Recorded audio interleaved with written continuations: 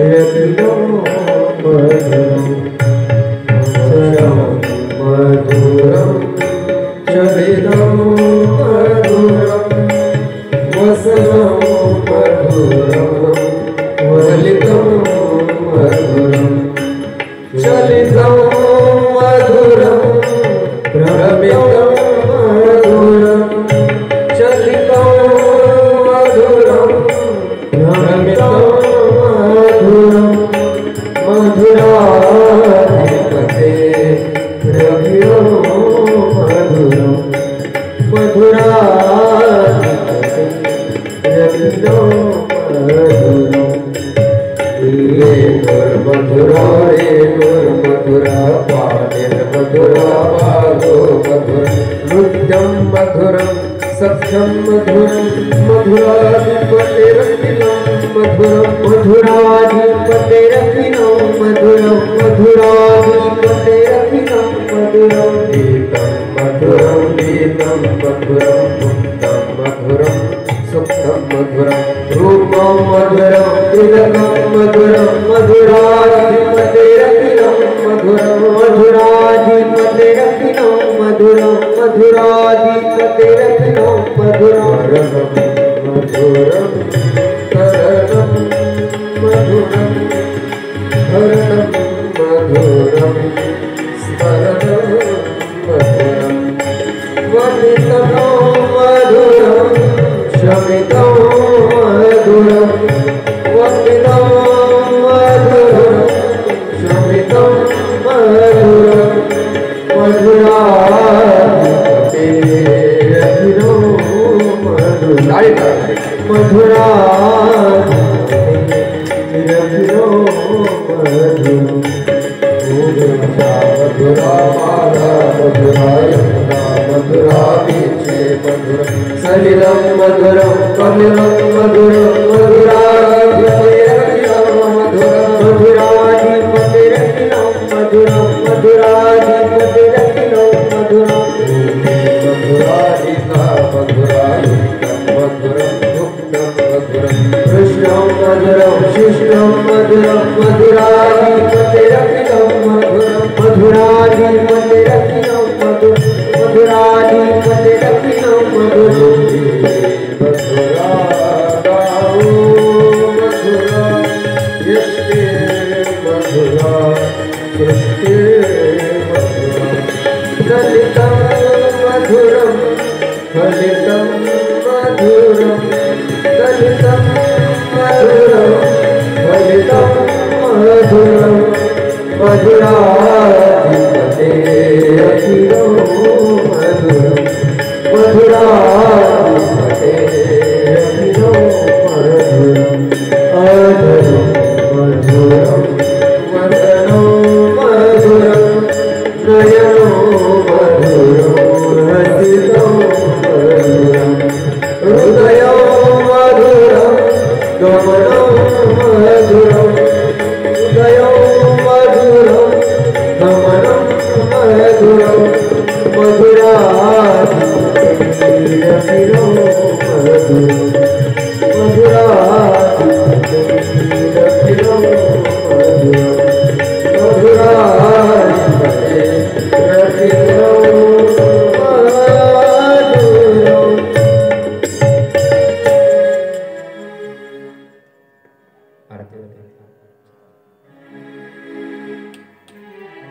गिरिधर कृष्ण मुरारी गले में वैजंती माला बजावे मुरली मधुर बाला श्रवण में कुंडल झलकारा श्री आनंद मोहन चंद्र मोहन व्रज चंद्र राधिका रमण बिहारी श्री गिरिधर घोष मुरारी आरती कुंज बिहारी गिरिधर घोष मुरारी गगन समरंग कांतिकारे राधिका चमक रही आरे लतन में आड़े वर मारे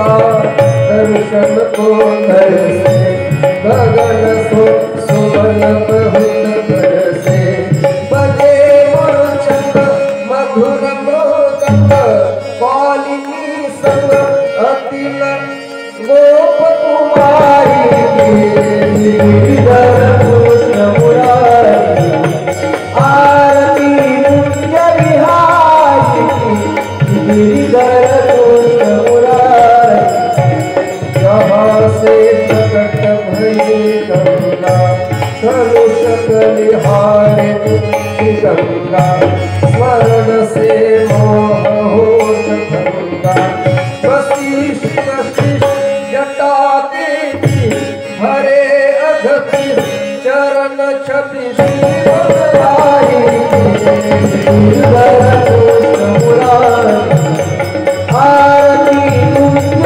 विहारी गिरिधर कृष्ण मुरारी चमक रही उज्ज्वल कटरे बाज रही वृंदावन में प्रभु दिशि गोपकाल देव हसत मृदुमत चांदनी चंद कटत भर फल तेरे सुनरी भिखारी गिरिधर कृष्ण मुरारी आरती कुंज विहारी गिरिधर कृष्ण मुरारी गिरिधर कृष्ण मुरारी गिरिधर कृष्ण मुरारी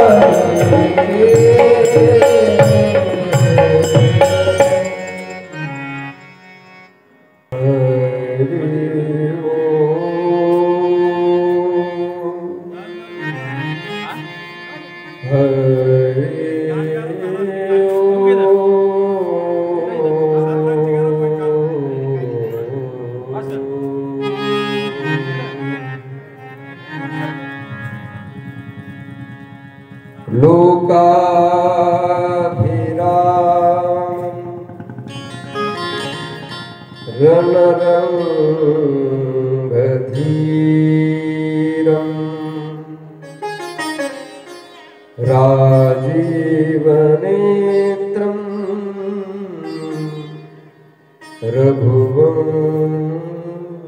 रघुवंशनाथम्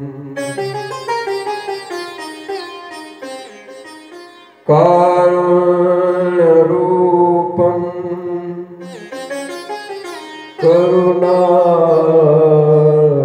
करुणाकरन्तम् श्रीरामचन्द्रं शरणं प्रपद्ये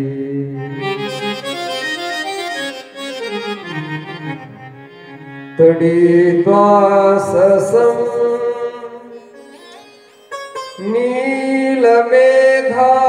नीलमेघावभासम्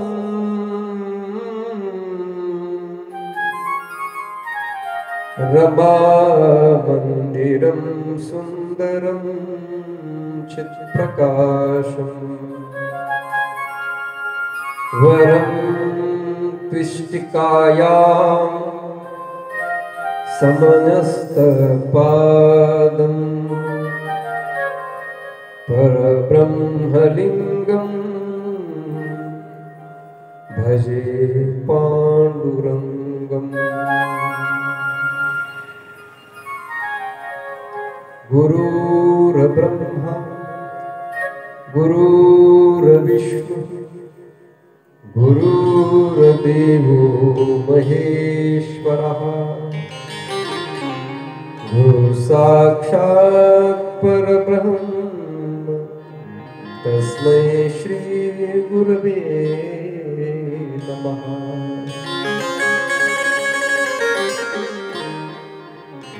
वसुदेवसुतं देवं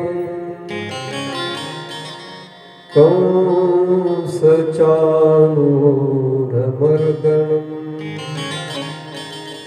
देवकी परमानन्दं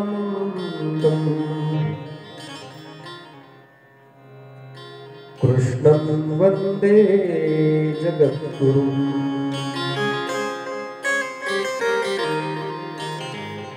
मनोजवम्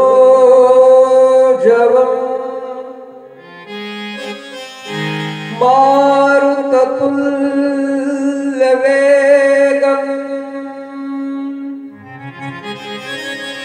जितेन्द्रियम्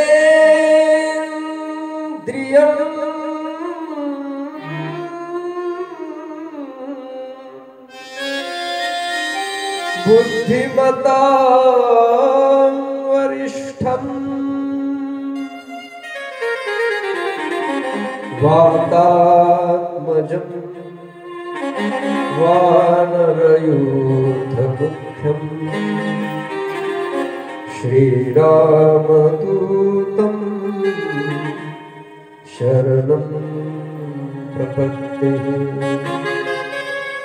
नमोस्तुते व्यासविशालबुद्धे फुल्लारविन्दायतपत्रनेत्र येन त्वया भारततैलपूर्ण प्रज्वालितो ज्ञानमयप्रदीप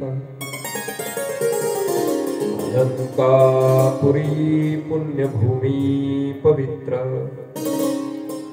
तिथे नादतो ज्ञानराजा सुपात्र तया आठविता महापुण्यराशी नमस्कार माझा श्री सद्गुरु ज्ञानेश्वराशी। श्री राम जय जय राम। श्री राम जय जय राम। टाळीचा एक आवाज। आज श्रीराम नवमी आहे, पवित्र असा पर्वकाल आहे। आज आपण राम नामाचा जप या ठिकाणी करणार आहोत। सर्वांनी प्रयत्न करा। श्री राम जय जय राम। श्री राम जय राम। श्री राम जय राम जय राम।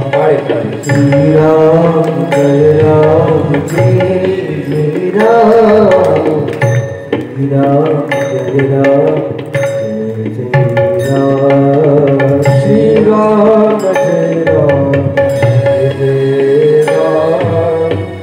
श्री राम जय राम जय राम। श्री राम जय राम। श्री राम जय राम जय राम। श्री राम जय राम जय राम। श्री राम जय राम जय राम। श्री राम जय राम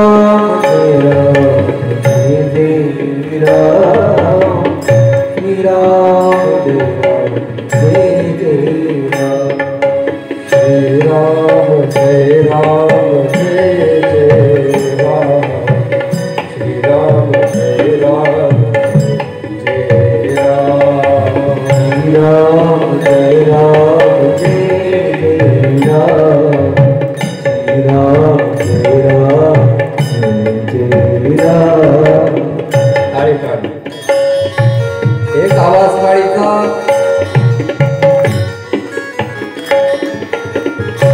जय हो।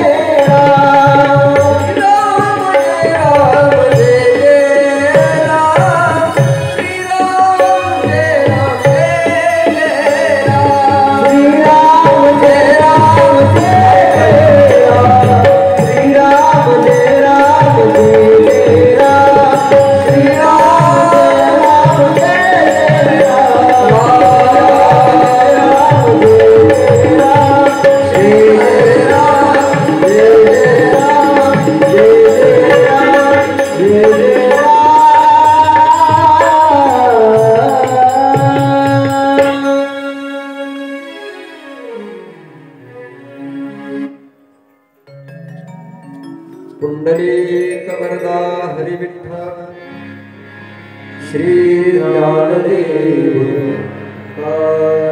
पंढरीनाथ भगवान की जय। माऊली ज्ञानेश्वर महाराज की जय। जगद्गुरु तुकाराम महाराज की जय। प्रभु रामचंद्र भगवान की, पवन सुत हनुमान की जय। श्री श्री व्यास जी महाराज की जय। श्री श्री सुखदेव जी महाराज की जय। गंगा मैया की जय। भागवत भगवान की जय। सद्गुरुदेव भगवान की जय। हरे नमः हरे नमः हरे नमः।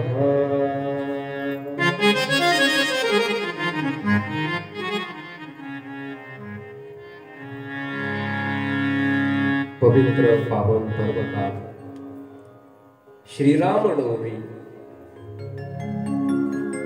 आणि आजच्या या पवित्र दिवशी भगवंताची प्रतिमूर्ती, भगवंताचं वाङ्मय स्वरूप श्रीमद भागवत महापुराण कथा ज्ञान यज्ञ याचं गायन, याचं श्रवण आपण कालपासून करत आहोत। का करायची कथा, का ऐकायची कथा, या कथेचं प्रयोजन काय, या कथेचा संबंध काय, या कथेचा विषय काय आणि या कथेचा अधिकारी कोण, याचा विचार आपण पाहिला। आज थोडीस रामनवमी आहे ना, भगवंताचा कृतयुगामध्ये, बरोबर ना, का त्रेता युगामध्ये रामाचा अवतार कधी झाला, कुठल्या युगात झाला? त्रेतायुगात। तुम्ही बघा, त्रेतायुगातलं हे रामाचं चरित्र आहे, पण कलियुगापर्यंत त्याचा प्रभाव आहे की नाही गम्मत? आजही तुम्ही बघा, कलियुगामध्ये रामचरित्राला फार किंमत आहे की नाही? जनमानसामध्ये एकच भावना आहे की आपल्याला रामासारखा आदर्श होत आला। तुम्ही बघा, रामासारखा मुलगा नाही, रामासारखा पती नाही, रामासारखा भाऊ नाही, रामासारखा राजा नाही, रामासारखा सेवक नाही आणि रामासारखा देव नाही। त्याच्या पुढे जाऊन सांगू, रामासारखा शत्रू नाही। तुम्ही बघा, पती धर्म त्यांनी पाळलेला आपल्याला दिसतोय, राजधर्म त्यांनी पाळलेला दिसतोय आपल्याला, पुत्र धर्म त्यांनी पाळलेला आहे, जो देवाचा धर्म असतो तो सुद्धा पाळलेला आहे, जो सेवकाचा धर्म असतो, जो भावाचा धर्म असतो, जो शिष्याचा धर्म असतो, सगळी धर्म रामचंद्रांनी पाळलेली दिसतात। तुम्ही बघा, आचार जर शिकायचा जर असेल तर श्रीरामांचा।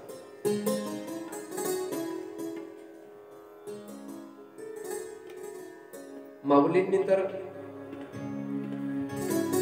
एक अभंगच लिहिलेला आहे, सगळ्यात गोड जर काय असेल, सगळ्यात सुंदर काय जर असेल तर राम आणि कृष्ण हे दोनच अवतार श्रेष्ठ मानले जातात। अनेक अवतार झाले भागवतामध्ये, त्याचा विचार पाहणार आहोत। आपल्या वारकरी संप्रदायामध्ये 10 अवतार मानले जातात आणि भागवतामध्ये 24 अवतारांचं रहस्य प्रतिपादन केलेलं आहे। त्यापैकी सर्वश्रेष्ठ अवतार आहे, साधू संतांनी 2च अवताराला जास्ती किंमत दिली, पूर्ण अवतार म्हणतात त्याला, पूर्ण अवतार राम कृष्ण। कुठले अवतार पूर्ण आहेत? राम आणि कृष्ण। आज आमच्या गुरुजींचं चिंतन होतं आणि साधकांनी निवडून दिलेला अभंग होता, माऊलींच्या गाथ्यातून होता।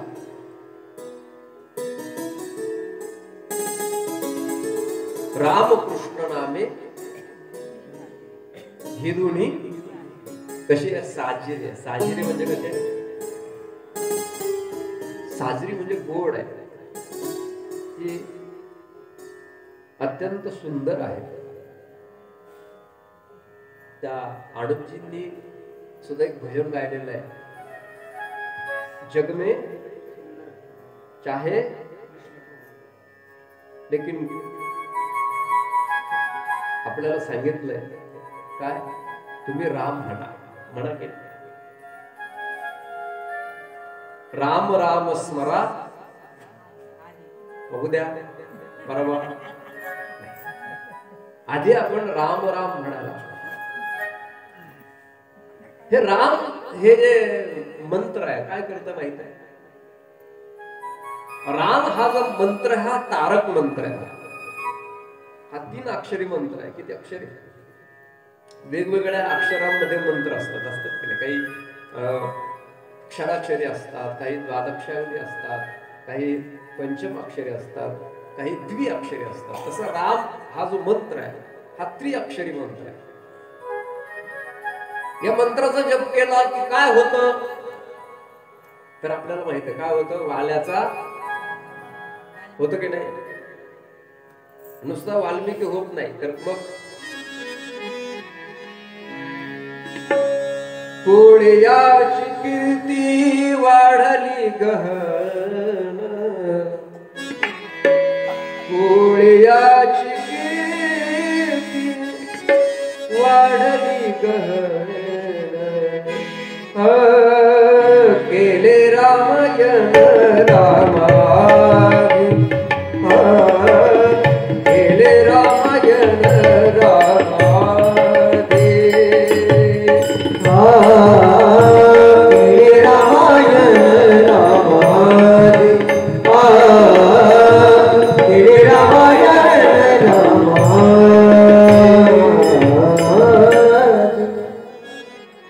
ताकद आहे तेवढी, पावर आहे.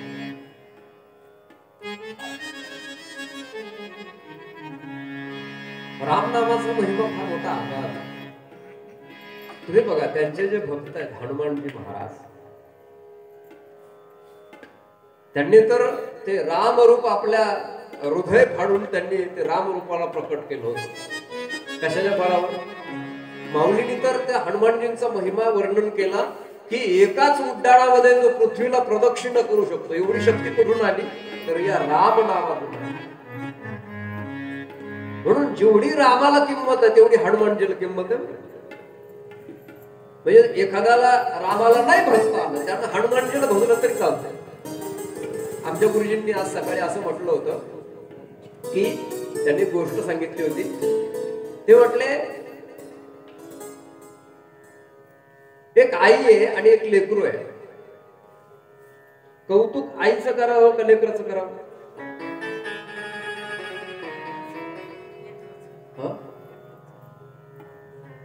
मला सांगा. त्या आईला जी, त्या मातेला जी प्रसन्नता आहे ही तिचं कौतुक केल्यानंतर मिळेल का त्या लेकराचं कौतुक केल्यानंतर मिळेल?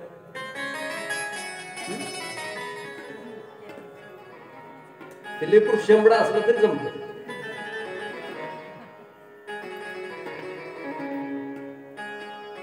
ते देखणं नसलं, त्याची आई सुंदर असते, ते देखणं नसलं तरी चालतं. पण तुम्ही बघा त्या लेकराला तुम्ही म्हणा वाह काय दिसतोय असा राजस पिंडा, तुम्ही सहज म्हणा काय सुंदर लेकरू आहे. त्याचं तोंड शेंबडानं भरलं असलं तरी जमत.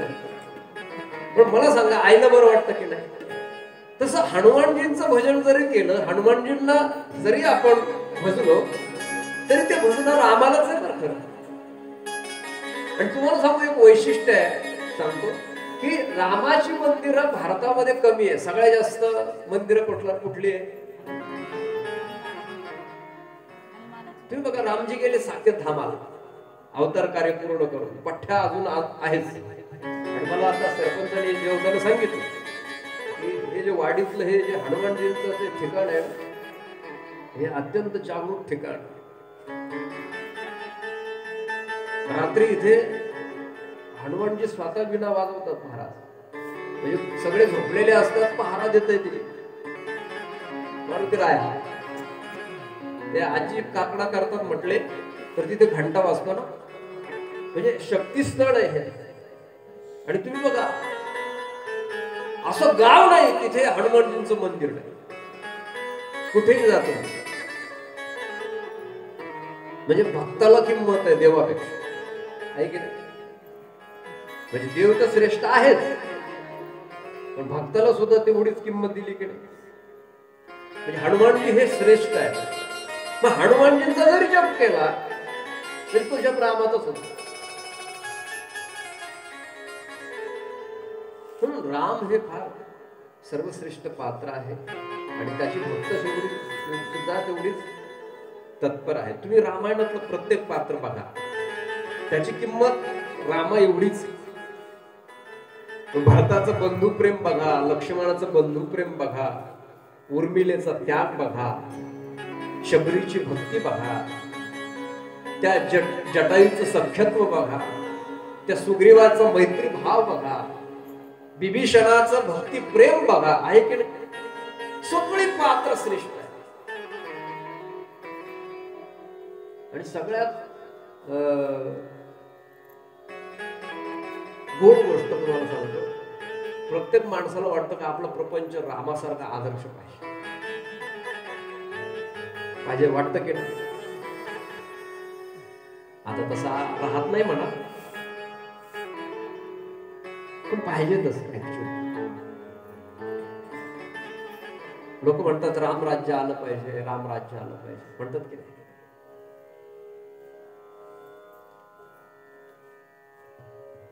आमच्या गुरुजींनी एक सकाळी मंत्र दिला होता, तुम्हाला रामाची कृपा प्राप्त करून घ्यायची का, राम राज्य यावं वाटतं की नाही, एक गोष्ट करा. राम हा अवतार कुठल्या कुळातला आहे, कुठल्या वंशातला आहे? सूर्य की चंद्र? म्हणजे राम हा जो अवतार आहे सूर्य कुळातला आहे की चंद्र कुळातला आहे? सूर्य कुळातला आहे. सूर्यवंश फार मोठा आहे, आपण भागवतामध्ये त्याचा अभ्यास करणार आहोत. 90 स्कंदामध्ये त्याचा फार मोठा विस्तार आहे. मला सांगा, सूर्य कुळातले प्रभू रामचंद्र आहेत, तर मला सांगा प्रभू रामचंद्र जर सूर्य कुळातले जर असेल, नाही आपल्याला रामाला भसता आलं, तर आपल्याला सकाळी उठल्या उठल्या जो आपल्याला प्रकाश देतो, ज्याच्या प्रकाशामध्ये आपण सगळे कामं करतो, आपल्याला ऊर्जा देतो, अशा सूर्याला सकाळी सकाळी उठल्या उठल्या नमस्कार करावा, बस तुम्हाला रामाची कृपा प्राप्त होईल. किती लोक सूर्याला नमस्कार करतात? एक बोट वर झालं, 2 3, वा बरीच लोक आहेत. आमच्या मातेची संख्या जास्त आहे, कारण तुळशीला अर्घ्य ज्यावेळेस वाहतो, तुम्ही बघा तुळशीला आपण अर्घ्य वाहतो, परंतु ते अर्घ्य कुठे जातं? सूर्याला जातं की नाही? माऊलींनी उभी सांगितली होती की गंगेमध्ये उभं राहून आपण गंगेमध्ये ते अर्पण करतो अर्घ्य, परंतु ते कुणाला जातं? देवाला, आपल्या पितरांना जातं की नाही? आणि तुम्हाला सांगतो सूर्य हा फार उपकारक आहे. नाही राम कळाला तर सूर्य तरी कळून घ्या, ज्याच्यावर आपण जगतोय, कमीत कमी त्याच्याबद्दल तर कृतज्ञता पाहिजे ना. म्हणून सूर्य नमस्काराची पद्धत आहे की नाही? पोरांनी तर घालायला पाहिजे सूर्य नमस्कार, घाला पाहिजे की नाही? कधी घालावे? संध्याकाळी, रात्री जेवण झाल्यानंतर. कधी घालायला पाहिजे? घालायला पाहिजे.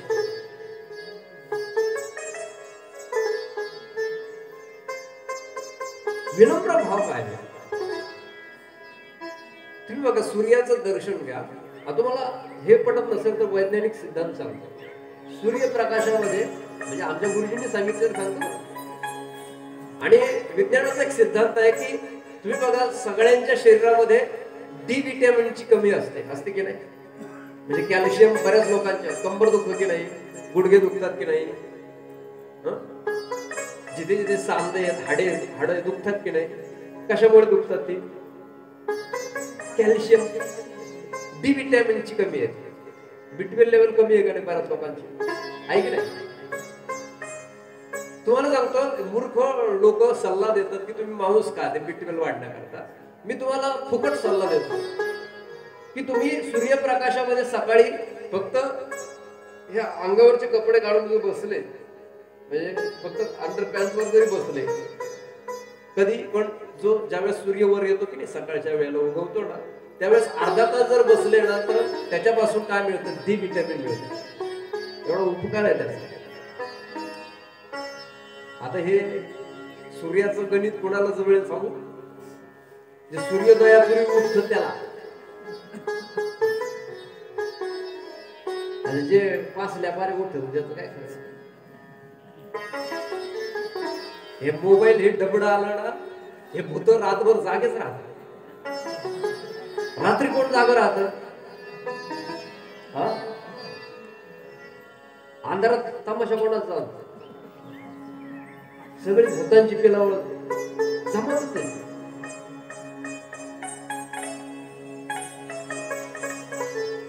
आणि ते लहान लेकरांचं फार पागल करून टाकले मोबाईल. आता ती तरी काय तरी ते जोडीत घातल्यापासूनच त्याला ते मोबाईल आहे की नाही. जे तुला मोबाईल आवडतो की नाही आईशी भांडते की नाही तू मोबाईल वरून हो की नाही हो की नाही खरं सांग तुला आवडतो की नाही मोबाईल नाही. अरे तुझा तर सत्कार करावा लागला.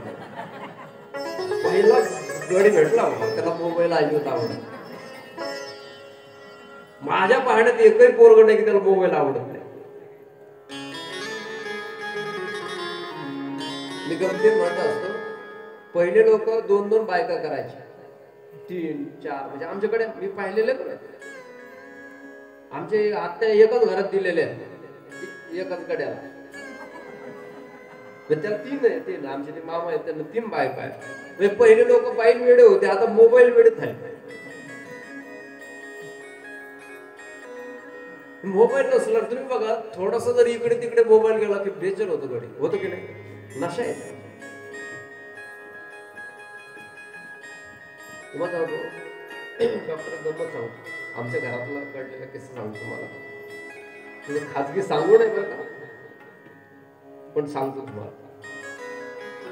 बरेच वर्ष झाले मला म्हणजे त्यावेळेस असा स्मार्टफोन नव्हता हे 4G 5G वगैरे नव्हतं. ते छोटा मोबाईल होता फक्त त्याच्यावरती बोलता यायचं बघ तो कीबोर्डचा मोबाईल साधा आणि त्यावेळेस तेवढे त्या मोबाईल नव्हते. पण आता आम्ही महाराज असल्यामुळे संपर्कात राहता यावं म्हणून माझ्याकडे तो होता ते रिम प्रीपेडचा मोबाईल होता ते रिलायन्सने काढले आणि मला जायचं होतं एक दिवस 10 सकाळीच. आता सकाळी किती गडबड असते रात्रीचा प्रवास करून यायचा अपूर्ण झोप परत सकाळची त्यावेळेस पळापळ जास्ती होती आणि त्यावेळेस दुकानाची काळजी होती आता काळजी नाही राहिली. सकाळीच मी आपलं आंघोळ करून आपलं धोतर पटपट पटपट घालत होतो. पण आमच्या हिला म्हटलं हिला म्हणजे कळतं ना तुम्हाला तिला म्हटलं मी थोडंसं खाऊन जातो यायला उशीर होईल कारण बाहेरचं दूषित खाण्यापेक्षा घरचं खाण्याच चांगलं म्हणून मी चहा चपाती खातो म्हणून तिनं घाईघाईनं पीठ मळलं आणि पोळ्या लाटायला घेतल्या. तुम्हाला सांगतो आता हे लोकांना काही मला सरपंच खूप तुमचं आवडलं बरं तुमचं कौतुक. तुम्ही मला एकही फोन केला फक्त पत्रिका छापायला फोन नाही तर लोक फोन करतात कधी येणार आहे किती वाजता येणार आहे आलं का नाही येईपर्यंतच राहतं गेल्यानंतर जातं नसतं. तुम्हाला सांगतो लोक असे फोन करतात त्या कार्यकर्त्याचा गड्याचा फोन आला मी आमच्या येलं म्हटलं तुला पोळ्या लाटताना जमत जर असेल तर मी आपल्या मिऱ्या घालतोय धोतराच्या तू तेवढं करून चल. ती म्हटलं मी उचलते आणि उचलते म्हटल्यानंतर ना तिनं तो फोन घेतला कानाला लावला. ती म्हटली हॅलो तिकडून एका बाईचा आवाज आला हॅलो मी स्मिता बोलते केव्हाची तुमची वाट पाहते एवढा उशीर असतो का लवकर यायचं ना. तुम्ही कल्पना करा काय झालं असेल. तुम्हाला सांगतो तिनं तो मोबाईल पहिला फेकून दिला आणि बेल हातात घेतलं बेल लाटणं आणि तिचा जे पारा वाढला काळी 3च इकडे या मी म्हटलं मला धोतर घालते, धोतराचा जाळ करा. मग तिकडे म्हटलं झालं काय? ती म्हटली हे धंदे करता का? मी म्हटलं आमचा एकच धंदा आहे, एवढा दुसरा कुठला? आणि इकडे येणे काही धंदा बरोबर. ती म्हटली पहिलं इकडे आहे. मी गेलो बापला, मीरा घाली काय झालं? ते म्हटले बऱ्याच दिवसापासून मला शंका होती, 3-3 कीर्तन करतो, एकच नारळ घरी येतो. मी म्हटलं झालं काय? ती म्हटली मला अजिबात सांगायचं नाही, तुम्ही तर फसवताय म्हटले लोकांना, बदमाश लोक आहे म्हटले तुम्ही. म्हटलं लोक महाराज म्हणताय, ते म्हणे म्हणत असतील, पण आता कळालंय पितळ उघडं पडलंय. लंबा तिलक मधुरा बाणी हे सब बदमाशों की निशाणी. म्हटलं साष्टांग दंडवत झाला काय? ते म्हटले कोण सटवी होती सांगा, कोणाला भेटायला जाणार आहे कीर्तनाच्या नावाखाली? मी म्हटलं थांब, गैरसमज करू नको, हे पांढरे कपडे मी घालतो, याच्यावर अजून डाग पडला नाही, मला पहिला फोन दे. तो फोन घेतला आणि तो परत रिडायल केला. रिडायल केल्यानंतर मी म्हटलं हॅलो, तिकडून उत्तर आलं हॅलो. मी म्हटलं कोण बोलतोय? तिकडून उत्तर आलं सॉरी हा रॉंग नंबर. म्हटलं बाया तुझ्यामुळे परपंच रॉंग व्हायला लागला. ते लोकांना झोप येत होते म्हणून सांगितलं का ते एक मोबाईल ना.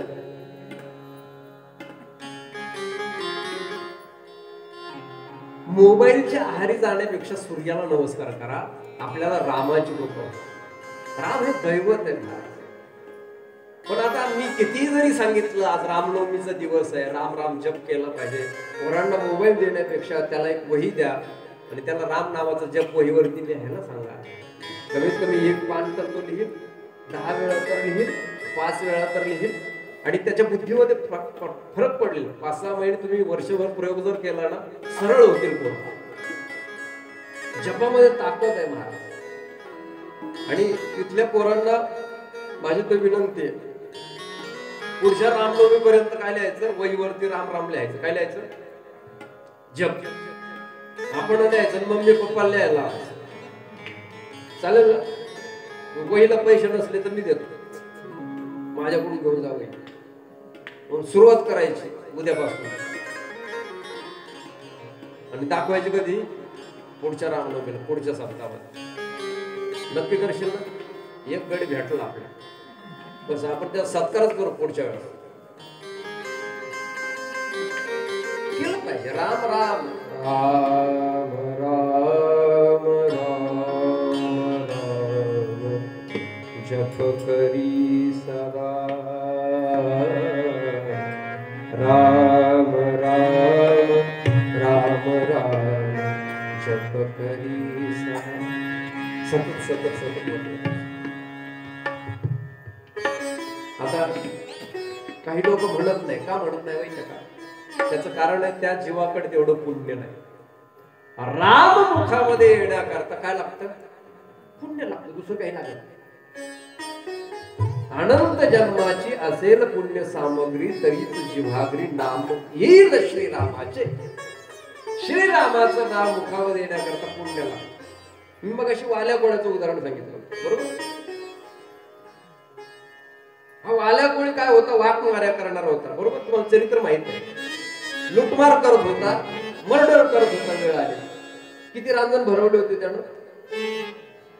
7 रांजण भरवले होते. ऐकलेली एक स्टोरी तुम्ही. एवढे लोक मारले होते त्याने. एक दिवस त्याच्या सुदैवानं म्हणा, कारण महात्मा भेटतो ना तो पुण्याने भेटतो. त्याचं पुण्य फळाला आलं आणि नारदजींची त्याची भेट झाली. नारद त्याला भेटले आणि नारदांनी विचारलं, बाबा रे, अरे हे तू काय करतोस गड्या? राजा हे पाप आहे. अरे एखाद्याचं धन हिसकावून घेणं हा दुराचार आहे. एखाद्याची हत्या करणं हे महापाप आहे. कशाला करतोस गाड्या? अरे नरकाला जावं लागेल, अधोगतीला जावं लागेल. ते म्हटले तुम्हाला नाही कळायचं, तुम्ही महाराज आहे ना, प्रपंचाचं तो म्हणताय. मला सांगा, प्रपंचाचं आपल्याला जास्ती कळतं का महाराजांना जास्ती कळतं? कोणाला जास्ती कळतं? म्हणजे साधू संतांना प्रपंचाची जास्ती माहिती आहे का आपल्याला जास्ती माहिती आहे? बरोबर, त्यांना जास्ती माहिती, त्यांना त्याचं स्वरूप माहिती. माल्याला सांगितलं तू हे पाप करतोय, ते म्हटले नाही, जबाबदारी माझी, मी करतोय घरातला, माझे आईबाप आहे घरी, म्हातारे, माझी बायको आहे, माझी लेकरं आहे, त्यांचं कोण चरितार्थ चालवणार? म्हटले बाबा रे, सगळे जीव आपल्या कर्मानुसार जगतात गड्या, आणि परमेश्वर एवढा कृपाळू दयाळू सगळ्यांची काळजी घेतो. सकळ जीवांचा करीतो सांभाळ. तू कुठला सांभाळतो राजा? ते म्हटले अजिबात, मी सांभाळतो त्यांना. ते म्हटले तू हे पाप करतो, बघ बरं विचारून मी तुझ्या पापात वाटेकरी आहे का? आणि ते घरी गेलं, पत्नीकडे गेलं, विचारलं डार्लिंग. ती म्हटली हा बेबी बोलो, मी पाप करतोय असं मला महाराजांनी सांगितलंय. एका महाराजानं मला सांग, माझ्या पापात वाटेकरी होणार की नाही? ती म्हटली याच्याकरता लग्न केलं का? पिवळे होऊन आले याच्याकरता आले का? तुझ्या पापात वाटेकरी होण्याकरता. असं जर असेल तर लगेच वकिलाला फोन करतो, लगेच म्युच्युअल मध्ये डायव्होर्स, सोड चिठ्ठी. पापाचा माझा काही संबंध नाही, तुझ्या पापात मी कशाला वाटेकरी? उलट नवऱ्याच्या पुण्यामध्ये बायकोचा अर्धा वाटा असतो आणि बायकोच्या पापामध्ये नवऱ्याचा अर्धा वाटा असतो. अलग लक्षात. आणि तुम्हीच मला वाटेकरी करून घेताय, अजिबात जमणार नाही. गडी रंग जोडाल चेहऱ्याला. पोरांकडे गेला, बंटी म्हणजे हा पप्पा, अगं मी हे पाप करतो, तुमचं पोट भरतोय ना, तुमचे लाड पुरवतो ना, ही पापाची कमाई, माझ्या पापात वाटेकरी होता. त्या पोराने सांगितलं पप्पा कशाला जन्माला घालायचं, तेव्हा मारायचं, तुमच्या पापात वाटे करून घेता. असला कसला पाप हा? लेकराचं पापाचं धणी बनवतं. आम्ही तुमच्या पापात सहभागी नाही. आई बापाकडे गेला, ते म्हटले याच्या कारण तुला जन्माला घातलं. अरे लेकरामुळे आई बापाचा उद्धार होतो, तू आम्हाला पापाचा धनी करतो. पापाचा आमचा तुम्हाला सांगतो पस्तावा आला. अनुताप हे तीर्थ आहे, जो अनुताप तीर्थी न्हाला, दुष्कृती जरी झाला अनुताप तीर्थी न्हाला, धावून आला पदातून. पस्तावा आला महाराज, आणि पळत आला, लोटांगण घातलं नारदांच्या चेहऱ्यावर. त्या पायावर त्याने सांगितलं माझा उद्धार करा. ते म्हटले गड्या तुझा उद्धार करतो म्हणून तर मी आलोय ना, मग म्हण काय म्हण? राम राम राम राम. त्याच्याकडे कुठलंच नव्हतं, त्याला राम राम म्हणता आलं का? तुम्ही ऐकली ना कथा? ते काय म्हणत होत? मला मला. मग आता प्रश्न आहे माझा, राम आणि मरा हे दोन वेगवेगळे शब्द आहे का एकच आहे?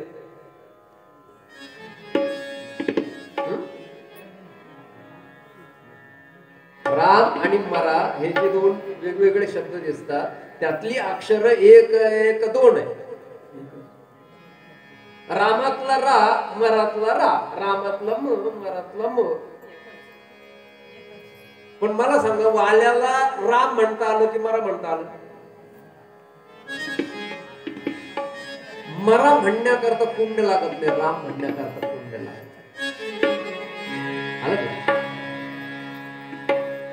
अनंत जन्माची सुकृत पदरी त्याची मुखी हरी पैठा होय. एकनाथ महाराजांचं प्रमाण. मुखामध्ये हरी, मुखामध्ये राम येण्याकरता पुण्य लागत. आणि म्हणून राम नामाचा जप फार श्रेष्ठ आहे. त्रिअक्षरी मंत्र आहे. अनंत जन्मांचा पापाचा संहार हे राम नाम करतय. राम नामाचा महिमा फार मोठा आहे. आणि तुम्ही तुकोबांना जर विचारलं तर रामाचा काय महिमा आहे, तर राम म्हणता रामचे होईजे पदी बैसोनी पदवी घेईजे, ऐसे सुख वचनी आहे विश्वास या अनुभव आहे. महाराज म्हणतात तू विश्वासाने अनुभव. आणि म्हणून आजच्या दिवशी त्या रामचंद्रांच्या चरणावरती आपण विश्वास ठेवावा. आणि जोपर्यंत आपण आहोत तोपर्यंत राम नामाचा जप आपण केला पाहिजे, सतत केला पाहिजे. आपण सर्वांनी मिळून एकदा करूया आणि मग कथेकडे जाऊ. चालेल ना? सर्वांनी टाळी वाजून म्हणायचं, अजिबात लाजायचं नाही. लाजे त्याचे वाटा नाही. मला सांगा, तुम्ही उखाण्यात नाव घेता, नवऱ्याचं नाव घ्यायला लाज वाटतंय का? तसं हे आपल्या मालकाचं नाव आहे की खरा मालक आपला, म्हणून त्याचं नाव आपण घेऊया. श्रीराम राम राम श्रीराम राम राम श्रीराम राम राम श्रीराम राम राम श्रीराम राम राम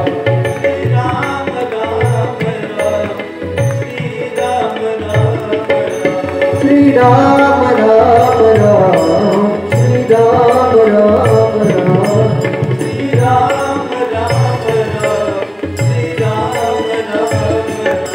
श्री राम राम राम श्री राम राम राम श्री राम राम राम श्री राम राम राम श्री राम राम राम श्री राम राम राम श्री राम राम राम.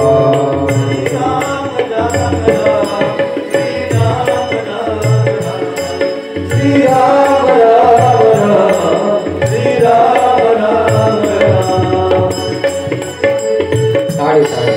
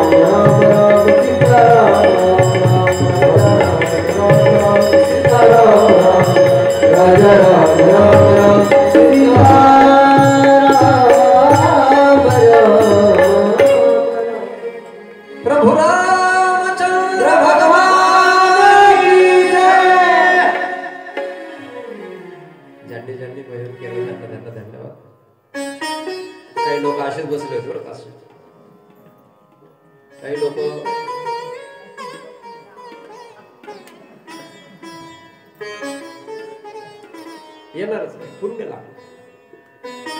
मला सांगा, हे इन्स्ट्रुमेंट म्हणतंय, हे तर निर्जीव आहे. निर्जीव आहे की नाही?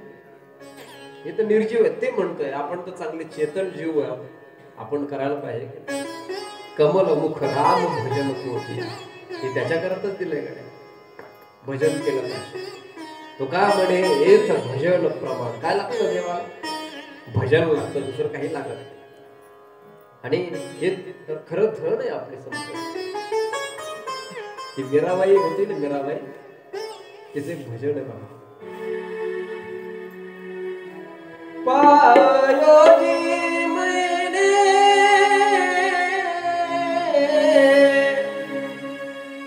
पायोजी मैने राम रतन धन पायो. पायोजी मैने राम रतन धन पायो. जी मैने राम रतन धन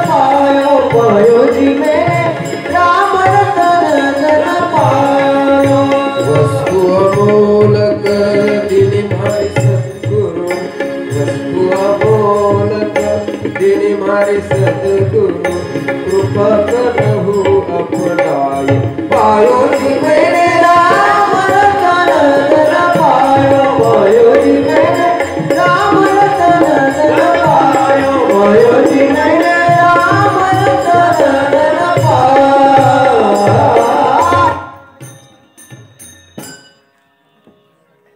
कोई चोर न लूटे दिन दिन बढ़त समायो पायोजी मैंने राम तन धन पायो म्हणून हे धन आपल्या जवळ असू द्या गड्या आपल्याला ते गेल्यानंतर सुद्धा काम आले आणि म्हणून रामनवमीच्या दिवशी आपण या राम नामाचा विचार या ठिकाणी केलाय पुन्हा आता रामाबरोबर कृष्ण नाव सुद्धा हे साजीर आहे तर पुन्हा आपण कृष्ण कथेचा विचार कालपासून सुरू केलेला आहे कृष्ण चरित्राकडे कृष्णाची प्रतिमूर्ती म्हणजे श्रीमद भागवत महापुराण रूप पाहायचं जर असेल तर आरसा लागतो ना तसं स्वरूप पाहण्याकरता या भागवताची नितांत गरज आहे हा ज्ञान यज्ञ आहे कुठला यज्ञ आहे ज्ञान यज्ञ आहे आणि ज्ञान यज्ञाचा विचार आपल्याला भगवद्गीतेमध्ये पाहायला मिळतोय माऊलींनी असं वर्णन केलेलं आहे की सगळ्या यज्ञांच्या तुलनेमुळे ज्ञान यज्ञ हा सर्वश्रेष्ठ यज्ञ आहे आणि म्हणून ज्ञान यज्ञामध्ये आपण या ठिकाणी सर्व सम्मिलित आहोत राम नवमी आणि हनुमान जयंती या दोन पर्वकालाच्या माध्यमावरती आपण या कृष्ण चरित्राचं गायन या ठिकाणी करतोय मात्र ते जे कृष्ण आहेत त्यांच्या स्वरूपाचा विचार आपण भागवताचा महिमा पाहत असताना काल केला भागवताच्या महिम्यामधला पहिला श्लोक आपण त्या ठिकाणी गायला होता कुठला श्लोक होता सच्चिदानंद रूपाय विश्वोत्पत्त्यादि हेतवे तापत्रय विनाशाय श्री कृष्णाय वयं नमः त्या भगवंताचं स्वरूप हे सच्चिदानंद आहे विश्वाचं उत्पत्ती सृजन आणि संहार करण्याकरता ते तत्व प्रकट होतं त्रिविध तापाचा नाश करणारं हे जे तत्व आहे कृष्ण तत्व आहे त्या कृष्ण तत्वाला आम्ही नमस्कार करतो आणि म्हणून नमस्कार करून मंगल केलेलं आहे पहिला श्लोकामध्ये आणि दुसऱ्या श्लोकामध्ये ज्यांनी ही कथा परीक्षिती राजाला गंगेच्या तटावरती सांगितली अशा या ग्रंथाचे प्रधान आचार्य श्री शुकदेवजी महाराज व्यासपुत्र शुकदेवजी महाराज त्यांना नमस्कार केलेला आहे आपण सुद्धा त्यांना नमस्कार करूया यम प्रवर्जन्तमनुपेतमपेत कृत्यं द्वैपायनो विरह कातराजुहाव पुत्रेति तन्मयतया तरवोभिनेदु तं सर्वभूतहृदयं मुनिमानतोऽस्मि त्याचा महिमा गायला यम प्रवर्जन्त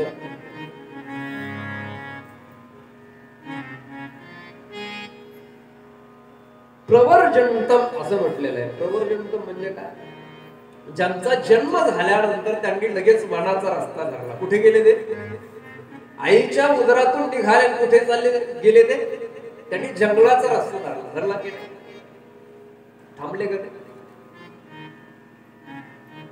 परंतु त्यांचे वडील निघाले होते पाठीमागे बेटा बेटा पुत्र पुत्र करत परंतु शुकदेवांचा महिमा एवढा आगाध आहे दिगंबर वेश होता त्यांचा तुम्हाला सांगतो त्याच्या बदल्यामध्ये शुकदेवांनी ओढ न देता कुणी ओढ दिलेली माहित आहे झाडांनी तरु भिनेदू तरु या शब्दाचा बहुवचन आहे तरु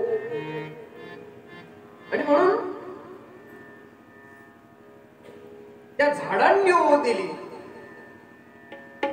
परंतु शुकदेवजी महाराज थांबले नाही आणि व्यास त्यांना पाठीमागे आणू शकले नाही आणि शुकदेवांचं स्वरूप असं म्हटलंय की सर्व भूतांच्या हृदयामध्ये जे आहे जेवढी भूत मात्र या सृष्टीमध्ये तेवढ्या भूत मात्रामध्ये जे औष रूपाने आहेत त्यांचं नाव आहे श्री शुकदेवजी महाराज.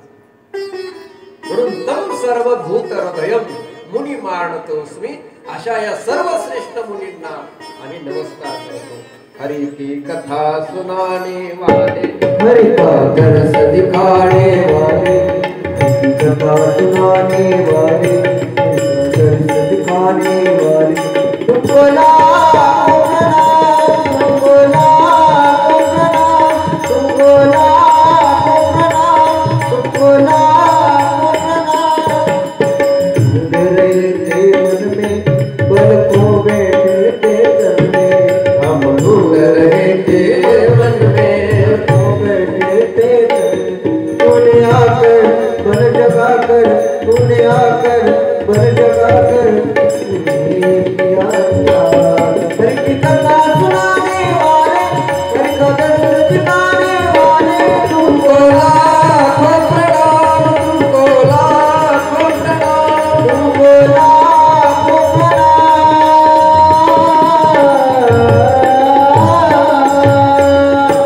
शुकदेवजी महाराज की जय.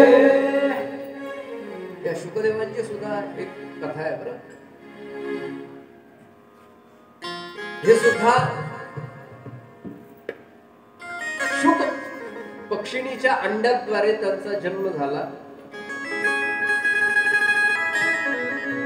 कौशिकी संहिता नावाचा ग्रंथ आहे, उत्तर भारतामध्ये फार प्रसिद्ध आहे. त्याच्यामध्ये ही शुकदेवांच्या चरित्राची कथा सांगितली जाते. मी त्याचा सारांश सांगतो, आपल्याकडे वेळ कमी आहे. प्रभू सदाशिव, सदाशिव म्हणजे भगवान शंकर, हे पार्वतीला जे गुह्य ज्ञान आहे ते सांगत होते. आता गुह्य ज्ञान हे एकांतामध्ये सांगण्याची गोष्ट आहे, लोकांतात नाही बरं. लोकांतात जे असतं ना ते खरं नसतं का. एकांतामध्ये जे ज्ञान सांगितलं जातं ते सर्वश्रेष्ठ ज्ञान असतं. आणि म्हणून आपली अर्धांगिनी आहे, म्हणून भगवान शिवजी त्या उमेला बोध करत होते, तत्वज्ञानाचा विषय समजावून सांगत होते. आणि ज्या ठिकाणी ज्या स्थळावरती हा संवाद चालू होता त्या व्यासपीठाच्या पाठीमागे एक शुक पक्षिणीचं अंड होतं. त्यामध्ये नुकताच जीवाचा प्रवेश झाला होता.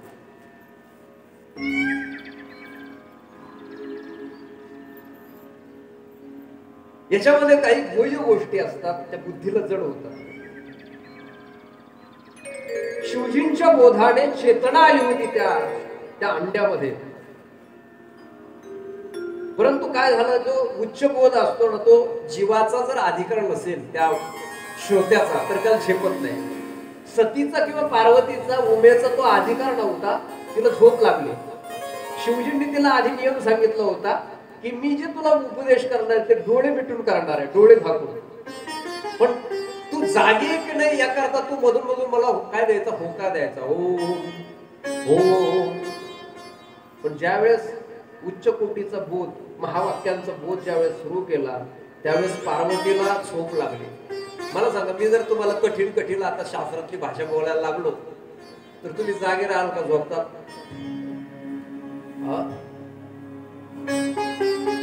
लगेच झोपी जाल की नाही. पार्वती झोपली आणि अशा ठिकाणी तू झोप तर लगेच येते. म्हणून तर ते मध्ये भजन करून घ्यावं लागतंय, नाहीतर मग तर काय लगेच. आणि कथा ठिकाणच असेल, तुम्हाला सांगतोय इथे झोप लवकर येते की नाही. मग घरी झोप नसली तर कुठे येऊन झोपावं, कुठे येऊन झोपावं? माझं तर आव्हान आहे तुम्हाला, घरी गोळ्या खाऊन झोप लागत नाही, सारखा स्ट्रेस डोक्यामध्ये, टेन्शन, बीपी लो होतोय, शुगर वाढत, कटकट आहे का नाही. तुम्हाला सांगतो इथे या, खुशाल झोपा, बिन औषधाची झोप आहे. एक बाई रोज कथेला यायची दिलीप महाराज आणि ती अशी पाम पाहायची लगेच घोरायलाच लागायची आणि मी मधून दिवस लागती म्हणायची वा महाराज काय कथा आहे काय कथा आहे. आता मी पाहत होतो सारखी दुखल्याच हानीत होती तंद्रीतच राहायची ती म्हणायची वा महाराज. मी म्हटलं तुम्ही तर झोपेलच राहतो सारखं वा वा महाराज म्हणतो. ते म्हटले महाराज घरी गोळ्या खाऊन झोप येत नाही तुमच्या कथेत आलं की लगेच घोरायला होतं. इथे आज झोपा काय हरकत नाही मी अजिबात काही म्हणणार नाही तुम्हाला कारण इथे झोपण्याचा फायदा आहे. काय फायदा आहे कमीत कमी कथा संपल्यानंतर जागे करणारे भेटतील. घरी जर झोपले आणि नाही उठले तर लोक लगे आवरावर करायला सुरुवात करतील तयारी. म्हणजे इथे झोपण्याचा फायदा आहे का ऐका उच्च बोध पार्वतीला तो रुचला नाही परंतु तत्वज्ञानाचा विभाग सुरू झाल्यानंतर आता त्या अंड्यामध्ये चेतन त्याला वाटलं आता तर खरं मज्जा आहे आता तर खरं अमृत आपल्याला श्रवण करायला मिळणार आहे. मग पार्वती झोपल्यानंतर ओम ओम असं हुंकार त्या अंड्यातल्या जीवाणू दिला. नंतर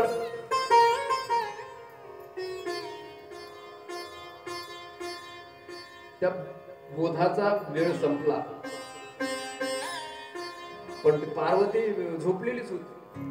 शिवजींनी डोळे उघडले पार्वती मित्राला विचारला अगं तू तर झोपलेली होती मग मी कोणाला सांगत होतो आणि मध्ये हुंकार कोण देत होत.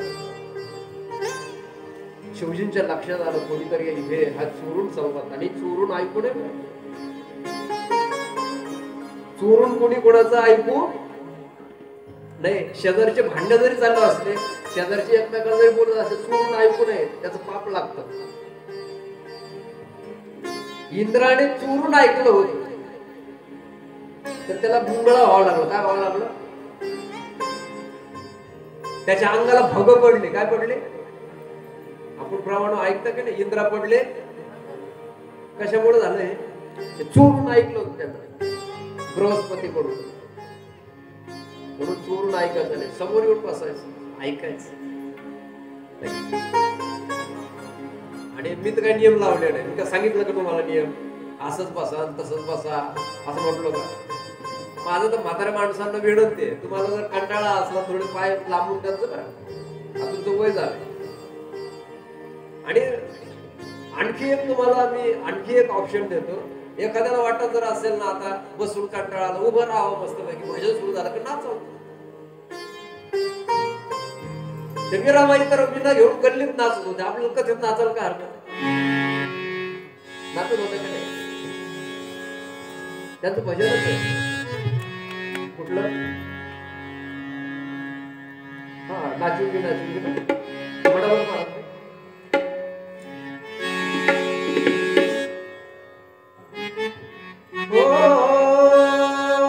नाचूंगी हरि गुण गावत नाचूंगी हरि गुण गावत नाचूंगी हरि गुण गावत नाचूंगी नाचूंगी नाचूंगी नाचूंगी नाचूंगी नाचूंगी नाचूंगी नाचूंगी नाचूंगी नाचूंगी नाचूंगी हरि गुण गावत नाचूंगी हरि गुण गावत नाचूंगी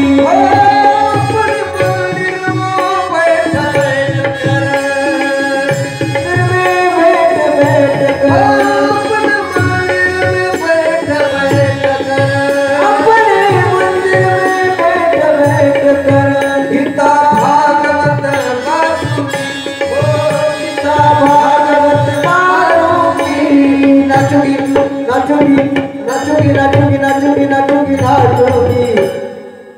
नाचूंगी नाचूंगी नाचूंगी नाचूंगी गावत नाचूंगी हरि गुण गावत हरि गुण गावत हरि गुण गावत. कशाला नाचायला सुद्धा काय लाज आहे पण काय लाजायचं. ते आम्ही दिंडीत आपण दिंडी जातो वारकरी आता खरं तर लावणी मृदंग श्रुती टाळ घोष असा नियम आहे पण आता काही लोकांना ना वाजवणारे भेटत नाही. बरं गळ्यात पकवाज मृदंग घालून फक्त आता माऊलीच्या सोहळ्यातच वाजवतात. आपल्याकडे कोणी वाजवतं का? ते लोकांनी वेगवेगळे वाद्य आणले माहिती तुम्हाला.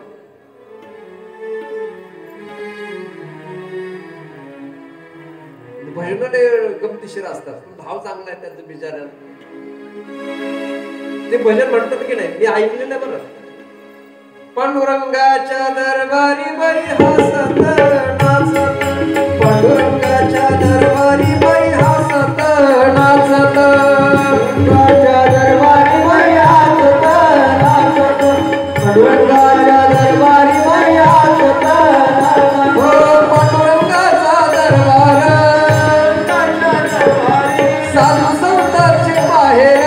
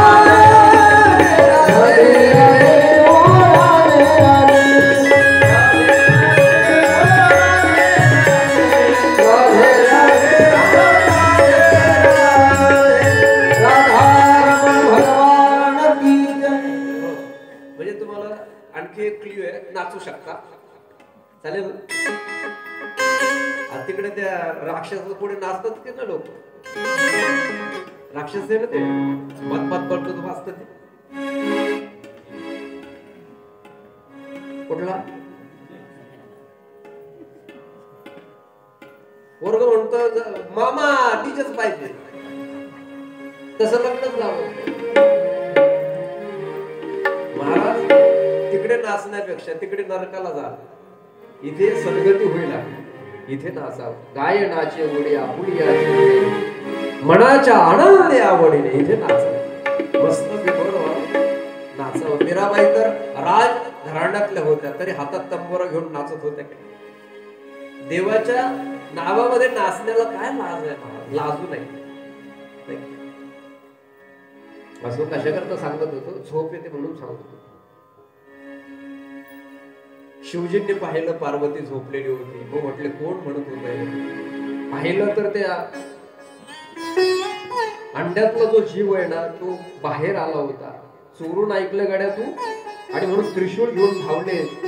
तो पक्षी उडाला. त्या पक्षाची त्या अंड्यातला जो पक्षी होता ना तो त्याचं पक्षात रूपांतर झालं होतं त्या अंड्याचं त्या जीवाचं. आणि तो उडाला तर व्यासांची गुहा होती. सरस्वती नदीच्या किनाऱ्यावरती शम्यापास नावाचा त्यांचा आश्रम होता.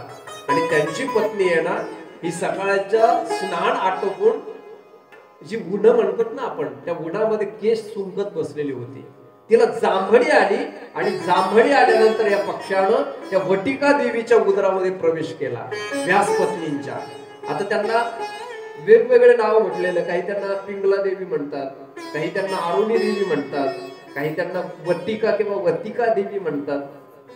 व्यासांच्या पत्नीचं असे वेगवेगळे नाव आहे. पण त्या त्यांच्या उदरामध्ये हा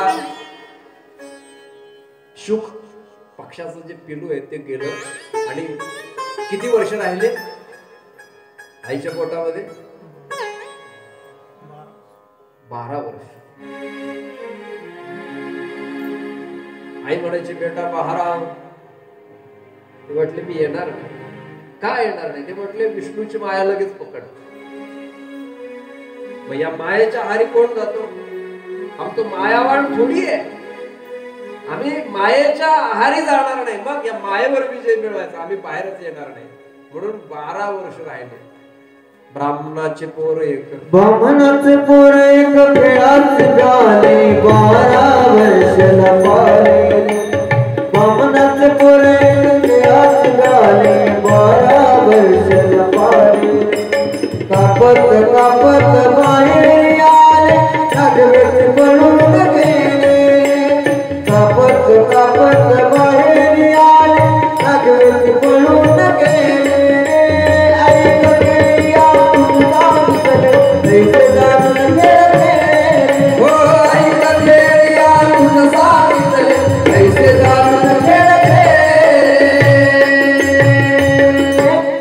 ब्राह्मणाची पोर एक खेळाचे. हा खेळ आहे ना संसाराचा. त्याला घाबरले महाराज. पण प्रार्थना केले व्यासांनी. बाहेर आले 12 वर्षानंतर. पण थांबले नाही, पळाले. जंगलाचा रस्ता धरला. बापाने आणण्याचा प्रयत्न केला. त्या शुकदेवांचा महिमा असं सांगतात की शुकदेवान एवढे श्रेष्ठ महात्मे होते, एवढे थोर साधू होते की ते निघाले नग्न, अंगावरती कपडे नव्हते. ते एका सरोवरावरून जवळून चालले होते. त्या सरोवरामध्ये स्त्रिया आंघोळ करत होत्या. पण तुम्हाला सांगतो दिगंबर वेशातल्या शुकदेवांना पाहून त्या लाजल्या नाही, त्यांना संकोच वाटला नाही. पण त्यांना पाठीमागे आणण्याकरता त्यांचे वडील जात होते व्यासजी महाराज. त्यांना पाहिल्यानंतर त्या लाजल्या, बाहेर आल्या, वस्त्र परिधान केले आणि व्यासांना नमस्कार करून त्यांची क्षमा मागितली. सांगितलं प्रभू आम्ही तुम्हाला पाहिलं नाही. अरे म्हटलं माझा उघडा असणारा पोरगा दिगंबर अवस्थेतला पोरगा गेला तेव्हा लाजले नाही. माझे तर पांढरे झाले, मी तर म्हातारा झालो. माझा संकोच का? तर त्या तरुणींनी सांगितलं होतं शुकदेवांचा अधिकार. ते म्हटले व्यासजी महाराज तुमचा मुलगा एवढा श्रेष्ठ आहे की त्याला प्रपंचाची बाधा नाही. या संसाराचा आसक्तीनं तुमचा मुलगा बांधला गेलेला आहे. पण तुम्ही सांसारिक आहात ना, म्हणून त्याची लाज वाटली नाही, तुमची लाज वाटली. कारण विषयांचं ज्ञान तुम्हाला आहे आणि तुमचा मुलगा हा विषयांच्या पलीकडे आहे. म्हणजे असा शुकदेवांचा अधिकार आहे. सर्व भूत हृदयम असे ते मुनी आहेत. आणि या भागवत कथेचे किंवा या भागवत ग्रंथाचे ते प्रधान आचार्य म्हणून त्यांना नमस्कार केलेला आहे. दुसऱ्या श्लोकामध्ये नंतर या भागवत कथेची एक भूमी सांगितलेली आहे. त्याचं नाव आहे नैमिषारण्य. या नैमिषारण्य भूमीमध्ये 88,000 शौनक ऋषी जे वयानं ज्ञानानं तरुण आहेत, अशा शौनकांना बोध करण्याकरता साक्षात सूतजी त्या ठिकाणी आले आणि श्रेष्ठ वक्ता आलाय, श्रेष्ठ महात्मा आलाय. मग आपलं कर्तव्य आहे काय की त्यांना नमस्कार करणं, त्यांचा आदरातिथ्य करणं. तद्विधी परिपातेन काय करावं? विधीपूर्वक त्यांना प्रणिपात करावा, त्यांना व्यासपीठावर बसावं आणि त्यांना प्रश्न विचारावे. शौनकांनी हेच केलं. काय केलं? तद्विधी परिपातेन परिप्रश्नेन सेवया. सेवा भावानं त्यांना संतुष्ट केलं आणि संतुष्ट केल्यानंतर त्यांना प्रश्न विचारला की या कलुषित कालामध्ये, कारण हा जो कलियुगाचा काळ आहे हा कलुषित आहे. इथे या कलियुगामध्ये अनेक दोष आहे. कारण कलियुगामध्ये साधन घडू शकत नाही. कली न घडे साधन, उचित विधी विधान न कळे न घडे सर्वथा. कारण ऐका कलीचे महिमान, असत्याचे रिझले जन, पापा देती अनुमोदन करते हेळन संतांची. कलियुगामध्ये काय आहे तर पापाचा प्रादुर्भाव जास्ती आहे की नाही? पापाचा भाग जास्ती आहे. मंगल गोष्टी कमी होतात. अमंगलाचं काय आलेलं आहे? पीक आलेलं आहे. आलं की नाही? आणि म्हणून या कलिकालामध्ये, या कलियुगामध्ये काळ सगळ्यात जास्त प्रतिभाशाली असतो. या काळाच्या ताब्यातून वाचण्याकरता शौनकांनी सुतदेवांना प्रश्न विचारला. ते शौनकांनी सुतदेवांना प्रश्न विचारला की मग कथा कर्ण रसायन, आम्हाला अशी कथा सांगा, आम्हाला असा बोध सांगा की आमच्या कानाला तो अमृत समान वाटून आमचा उद्धार होईल. काही ऐकू नये महाराज आणि कुणाचंही ऐकू नये. ऐकायचं जर असेल तर श्रेष्ठ वक्ता पाहिजे, त्याला त्या विषयाचे ज्ञान पाहिजे, त्या विषयामध्ये तो परिपूर्ण असावं, त्याचं ऐका.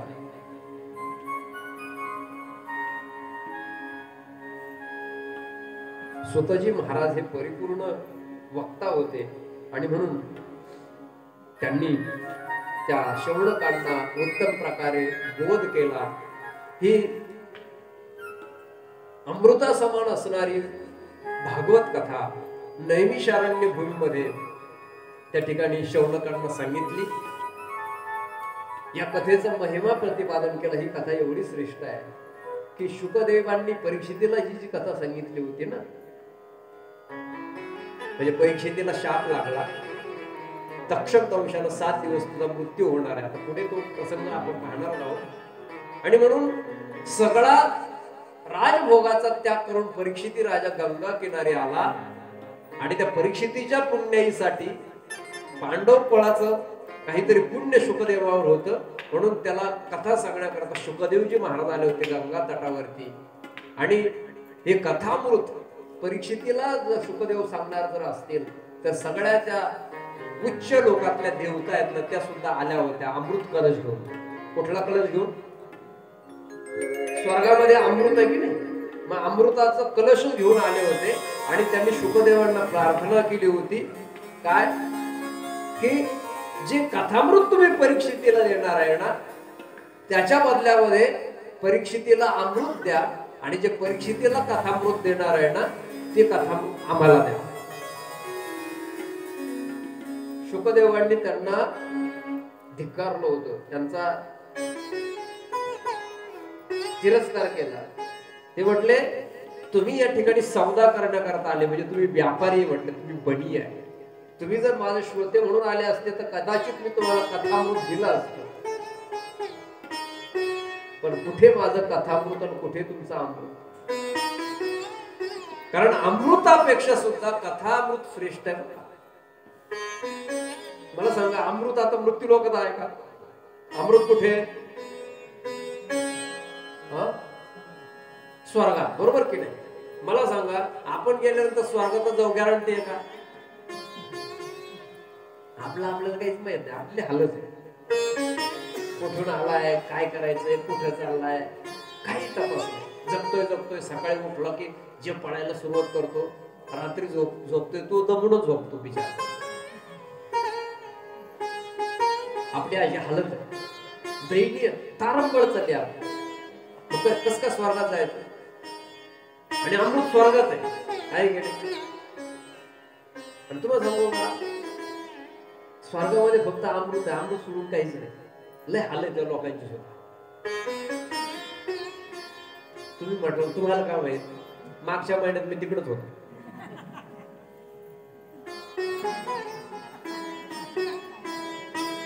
म्हणजे मी काय गेलो नाही, पण आमचे कृष्ण भगवान आम्हाला सांगतात की क्षिणे पुण्य मर्त्य लोकम विशंती. माऊलींचं म्हटलंय की पुण्य म्हणून त्यांची मजा आहे. एकदा पुण्य संपलं की लाता घातल्या जातात, त्यांना काढून दिलं जातं.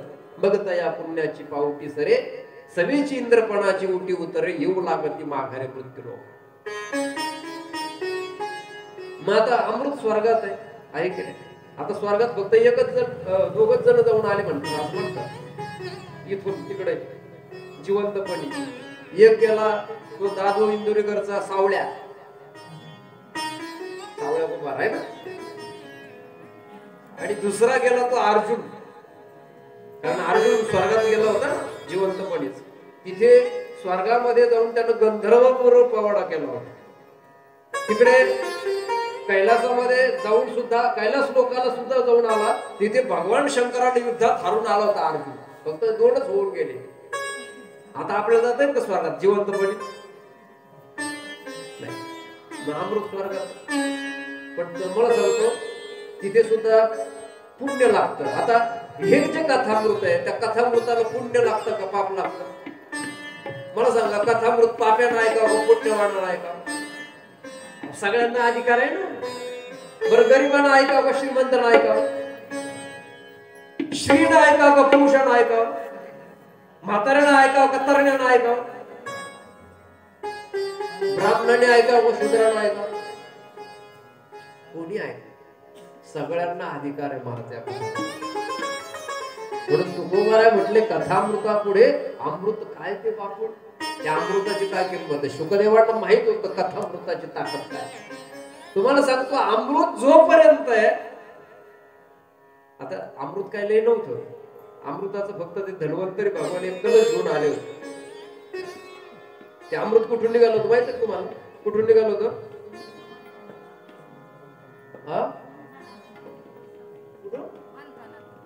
मंथनातून. समुद्र मंथन झालं होतं की नाही, राक्षसामध्ये आणि दानवामध्ये.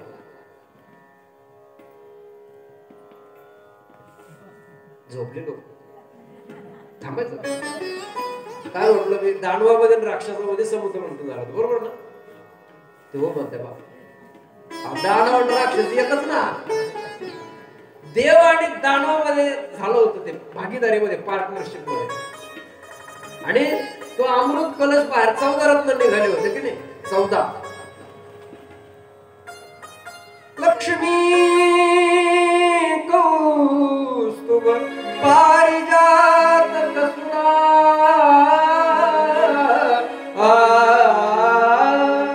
लग्नामध्ये ऐकत नाही त्याचा स्वर लावतो.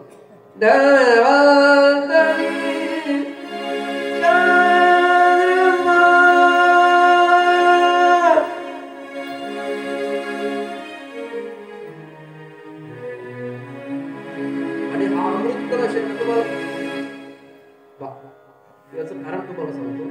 हे अमृत कुठे वाटलं होतं माहिती? मोहिनी अवतार घेतला होता अमृत वाटण्याकरता. कुठे वाटलं होतं? तुम्ही ज्या तालुक्यातले ना, तिथे मोहिनी राजाचं मंदिर आहे का नाही तिथे? मला सांगा, तर देवांनाच दिलं, राक्षसाला मिळू दिलं का? पण ही कथा राक्षसाचा सुद्धा उद्धार करते का? म्हणजे अमृताला नियम आहे, कथामृताला नियम आहे. बरं, अमृत कधी कुठपर्यंत? जोपर्यंत पुण्य तोपर्यंत. पुण्य संपल्यानंतर अमृत आहे का? तसं इथे पापी असो, पापात्मा असो, दुराचारी असो, कसं असो, त्याला हे श्रवण करता येतं आणि उद्धार करून घेता येतं. हा महिमा आहे या कथामृताचा. म्हणून शुकदेव महाराजांनी हे भागवत रूपी कथामृत दिलं नाही त्यांना हाकून लावलं. ते म्हटले, अरे कुठे माझं हे कथामृत म्हणजे रत्नासारखं आणि कुठे तुमचं अमृत म्हणजे काचेच्या तुकड्यासारखं, अशी किंमत केली. ते देव म्हटले, हा एवढं भारीत काय? ब्रह्मदेवाकडे गेले होते मोर्चा घेऊन. ते म्हटले, आम्हाला हाकून लावलं शुकदेवाने, आमचा अपमान केला. एवढं श्रेष्ठ आहे का ते भागवत रूपी कथामृत? ते म्हटले, लगेच अंदाज काढू नका, एक्झिट पोल बघा.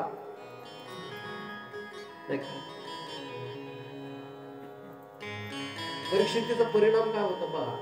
आणि परीक्षितीचा उद्धार झाला होताना पाहायला महाराज सगळे देव आश्चर्यचकित झाले. आणि त्यांनी काय केलं माहितीये का? ब्रह्मदेवानं ब्रह्मलोकामध्ये त्या भागवत ग्रंथाची तुला केली. सगळे शास्त्र एका बाजूला, भागवत ग्रंथ एका बाजूला. सगळ्यात जास्त जड पार्ट म्हणलं असेल तर भागवत ग्रंथ,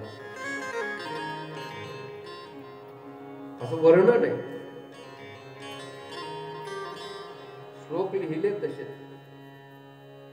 एवढा हा महिमा आगाध आहे महाराजा भागवत. म्हटलं मग 7 दिवसातच का करावा? त्याचा काय विधी आहे? आणि हा विधी कुणी कुणाला सांगितला? तर त्याचा जो विधी आहे तो सनकादिकांनी, जे ब्रह्मदेवाचे मानसपुत्र होते, आजही त्यांचा संचार पत्रीमनामध्ये असतो, जे आजही ब्रह्मचारी आहेत, नष्टी ब्रह्मचार्याचं पालन करून भगवंताच्या या कथामृताचा प्रचार प्रसार करतात. अशा सनकादिकांनी, सनकादिक म्हणजे 4 लोक, सनक, सनंदन, सनातन, सनत कुमार यांनी हा बोध नारदांना दिला. ते म्हटले, नारदांना कसा दिला? तर एकदा त्याची एक कथा सांगितली जाते की एकदा विशालायाम, विशालपुरी म्हणजे बद्रीनाथ, एकदा ही विशालायाम चत्वारो ऋषयो अमलाः, हे 4 ऋषी प्रवास करत होते. आता महाराज प्रवास कशाला करतात? सत्संग करतात. जे संसारानं दमलेले जीव आहे त्याच्या दुःखाची निवृत्ती करण्याकरता साधूचं काम आहे, बरोबर की नाही? जे का रंजले गांजले त्यासे म्हणे जो आपुले, तोची साधू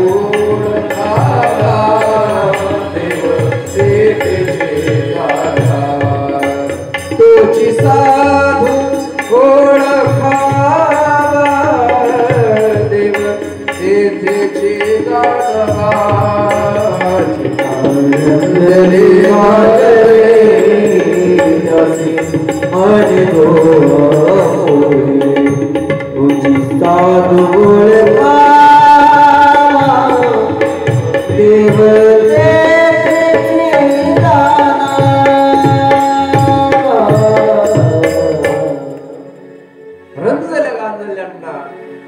उद्धारार्थ जो विचरण करतो असे महात्मे म्हणजे संताधिक. आणि ते फिरत असताना नारदांची भीड झाली. नारदांचं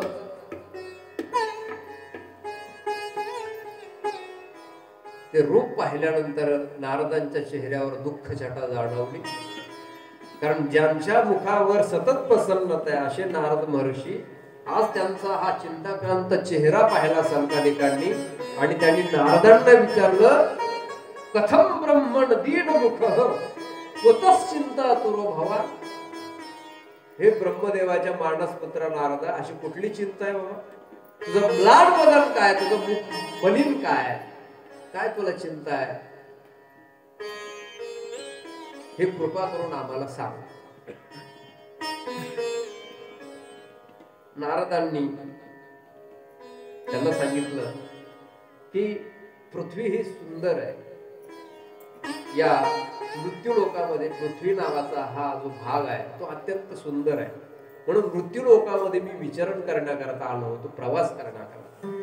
मी या पृथ्वी तलावरती अनेक भूमींना भेटी दिल्या, अनेक तीर्थस्थळांना भेटी दिल्या, अनेक तीर्थामध्ये स्नान केलं.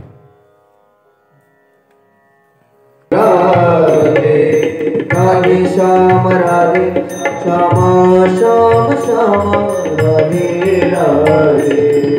राधे कृष्णा कृष्णा कृष्णा राधे राधे.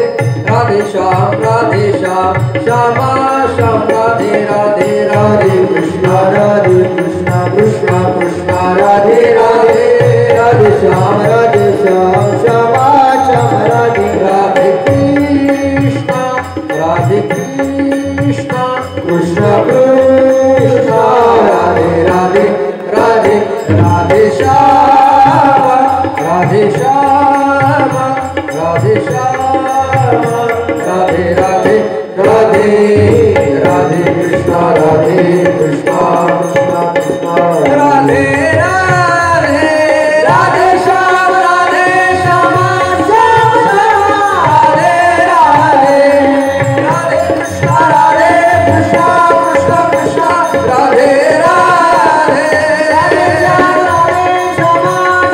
श्याम राधे राधे. राधे राधे.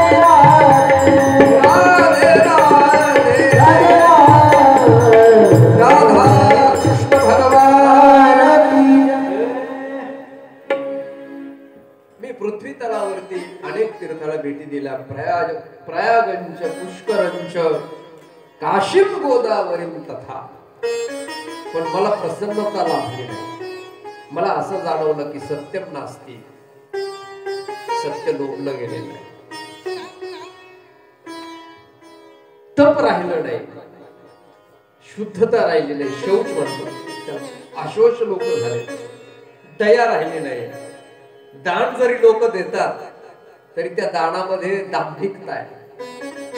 आता अलीकडे तुम्ही बघा, सप्ताहामध्ये लोक वर्गणी देतात की नाही. ते कीर्तन झाल्यानंतर तासभर कार्यक्रमच असतो, नाव वाचून दाखवायचं असतो की नाही. नाहीतर लोक दान देतात बघा मंदिरामध्ये, कुठेतरी मठामध्ये, तर त्यांना असं इच्छा असते की आम्ही आमच्या म्हाताऱ्याच्या पुण्यस्मरणानिमित्त तुम्हाला देतो, पण आमच्या म्हाताऱ्याचं नाव कुठे कोरलं गेलं पाहिजे?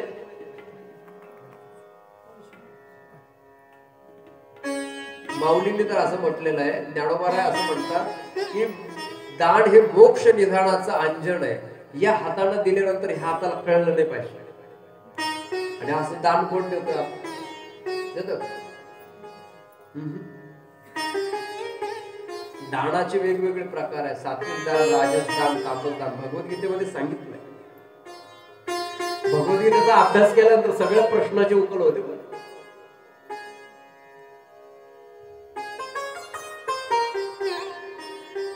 दान राहिलं नाही. आता डॉक्टर साहेब एकडे आहे ना तुकाराम बीज होते, तुकाराम बीज, आणि तुकाराम बीजेच्या सप्त्याला त्यानं एक पोत भरडा दिला होता. भरडा लापशी करायला, ते महाप्रसाद करायला. आणि तुम्हाला सांगतो काल्याच्या दिवशी ना द्वितीय असते ना, फाल्गुन वद्य द्वितीय, काल्याच्या दिवशी ना ते कळसावर जाऊन बसलो.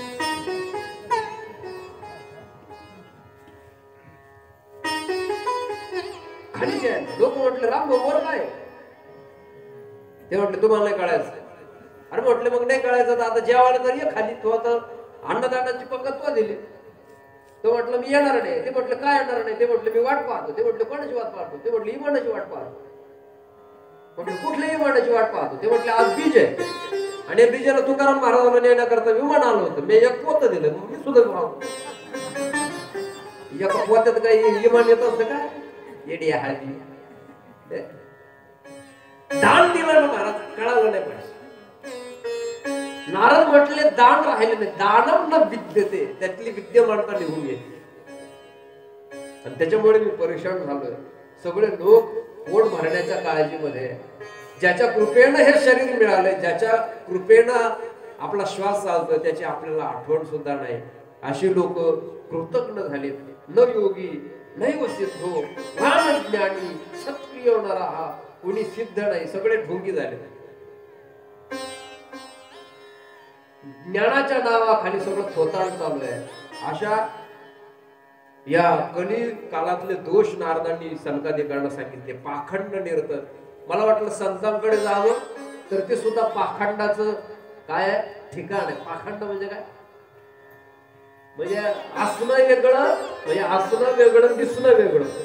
म्हणजे लोक म्हणतात ना ते खायचे दाखवायचे. म्हणून मी फार टेन्शन मध्ये. महाराज मला काहीतरी बोध सांगा. आणि म्हणून संकादिकांनी त्याला बोध सांगितला. पण तो कुठे सांगितला? हरिद्वार क्षेत्रामध्ये गंगेच्या किनाऱ्यावरती आनंदवन नावाचा जो घाट आहे, त्या घाटावरती हा भागवत कथेचा बोध सांगितला. ही कथा सांगितली. पण नुसत्या नारदांना सांगितले नाही, तर नारदांनी आणखी सांगितलं होतं. मी फिरत फिरत अनेक राज्यामध्ये गेलो, आणि फिरत फिरत मी वृंदावनात आलो. आणि वृंदावनात आल्यानंतर एक तरुण श्री आणि तिच्या मांडीवरती दोन म्हातारे झोपलेले होते. मी जवळ गेलो. मला वाटलं तिचं दुःख विचारावं, परंतु ती तरुण श्री आहे, मी महाराज आहे, कसं विचारावं म्हणून मी तिकडे गेलो नाही.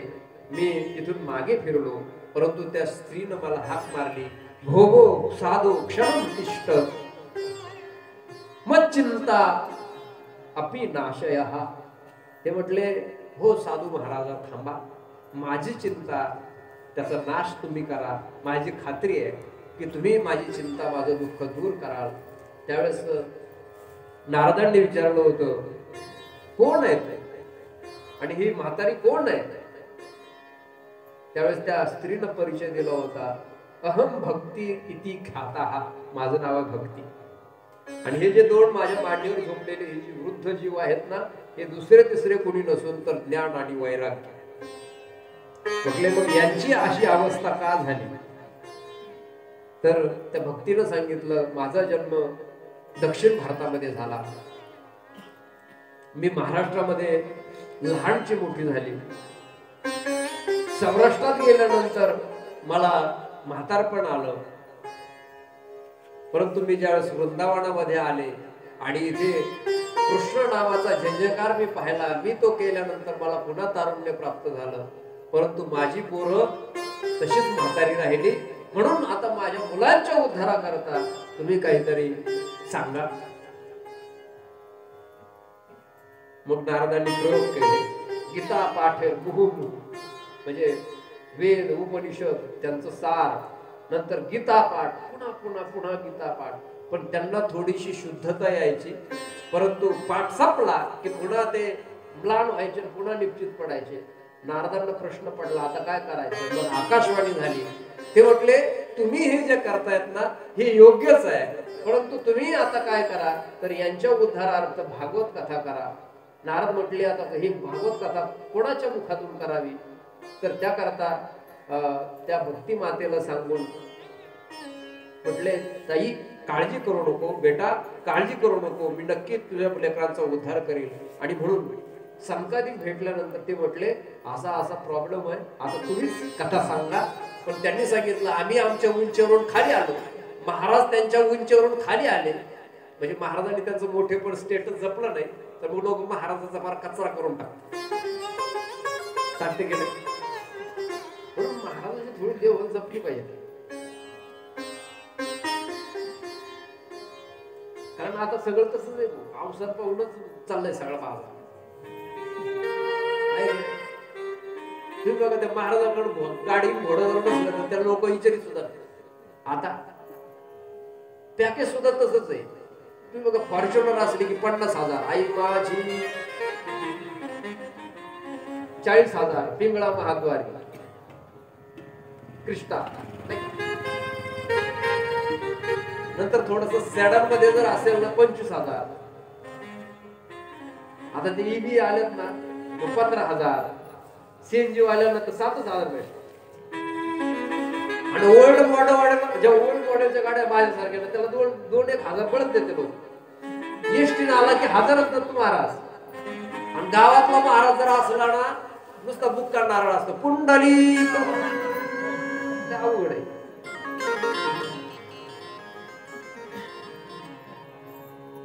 पांडुरंगा दुनिया बिघडली सारी, पांडुरंगा दुनिया बिघडली.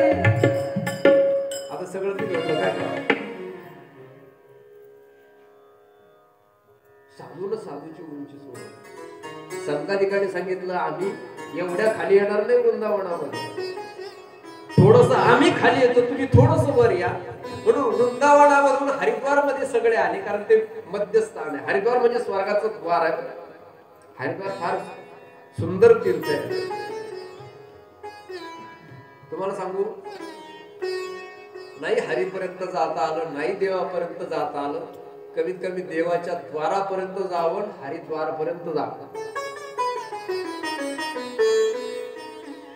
बघा, ते वरचे 4 धाम आहे ना, ते प्रवेशद्वार आहे हरिद्वार. म्हणजे हरिद्वार मध्ये कथा सांगितली आणि त्या कथेनं या भक्तीच्या या मुलांचा उद्धार नारदांनी केला. असा हा ज्ञान वैराग्याला एक नव चैतन्य मिळवून दिलं, असा या कथेचा महिमा आहे. आणखी एक गोष्ट आहे, आता ती आपण उद्याच्या सत्रामध्ये सांगूया आणि उद्या मंगलाचरण करून पहिल्या स्कंदामध्ये प्रवेश करूया. कारण आता 10:30 वाजलेत ना. आज उशीर झाला मला. मी म्हटलं होतं उद्या 7:45 बरं, पण मीच 7:45 इथं आलो. ट्रॅफिक मध्ये थोडस गेला अर्धा-पाऊण तास, म्हणून मला उशीर. आता उद्या काय होणार नाही. नाही तर गुरुजीनं सांगायचं लवकर पोरांनो लवकर या, गुरुजीच वेळ हजर.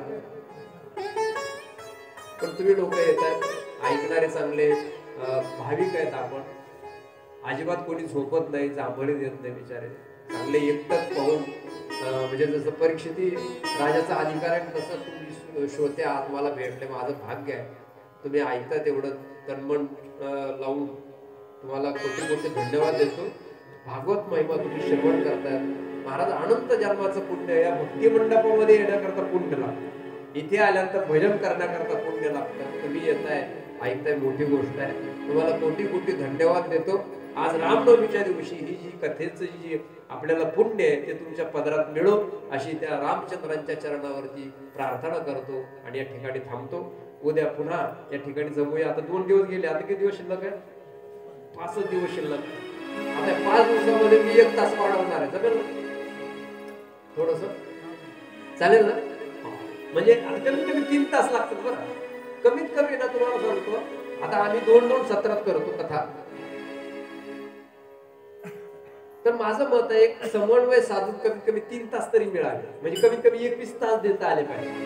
आता आपल्याकडे 14 तास आहे, आपली कथेची वेळ आहे 8 ते 10, म्हणजे आपल्याला अजून किती तास लागणार आहे? 7 तास एक्स्ट्रा लागणार, बरोबर की नाही? पण आपण त्याचा एक काय काढू, कॅल्क्युलेशन करून त्याचा एक मध्यबिंदू काढू आणि तेवढ्या वेळात कमीत कमी अर्धा तास 1 तास प्रसंगानुसार आपण तो पाहण्याचा प्रयत्न करू. चालेल सगळ्यांना? मंजूर आहे ना सगळ्यांना? उद्या बरोबर वेळेत कथा सुरू होईल. उद्या लवकरच निघणार नाही. महाराजांना सांगितलं तुम्ही ड्युटीवर लवकर यायचं. आता संगमनेरला सर्व्हिसला आहे, तिथून घरी येतात आणि मग त्यांना ते ड्युटी करून यायचं. पण ते बिचारे येतात. 20 वर्षापासून माझ्यासोबत ही माणसं. मी ज्यावेळेस कथेला सुरुवात केली त्यावेळेस ही माणसं माझ्यासोबत होती. ही फार माझ्यावर प्रेम करणारी माणसं आहे. आता हे महाराज आमचे आता दुसरीकडे जातात, कारण मी फार कथा करत नाही. म्हणजे मला त्याच्यामध्ये आता एवढा इंटरेस्ट राहिला नाही, कारण ती दुकानदारीच आहे थोडीशी. कारण ते पॅकेज वगैरे तेच पाहत आहे. आता त्यांनी मला सांगितलं होतं कथा करायची बरं सोनाईला, बेलकरवाडीला. आणि म्हणून या ठिकाणी तुमच्या समोर आहे. माझ्या सद्गुरूंच्या कृपेद्वारे जो काही विषय मला ज्ञात झालेला आहे तो सांगण्याचा मी प्रयत्न करतोय. ही त्यांचीच अनुकंपा आहे. मी त्यांचा सदैव ऋणी राहील. म्हणून त्या दयाळू सद्गुरूंच्या चरणावरती ही आजची सेवा समर्पित करतो आणि या ठिकाणी थांबतो. आरतीची तयारी करा, तोपर्यंत भजन. हे दुःख वंजन मारुतनंदन सुन ले मेरी पुकार, पवन सुत विनती बारंबार, पवन सुत विनती बारंबार, पवन सुत विनती बारंबार.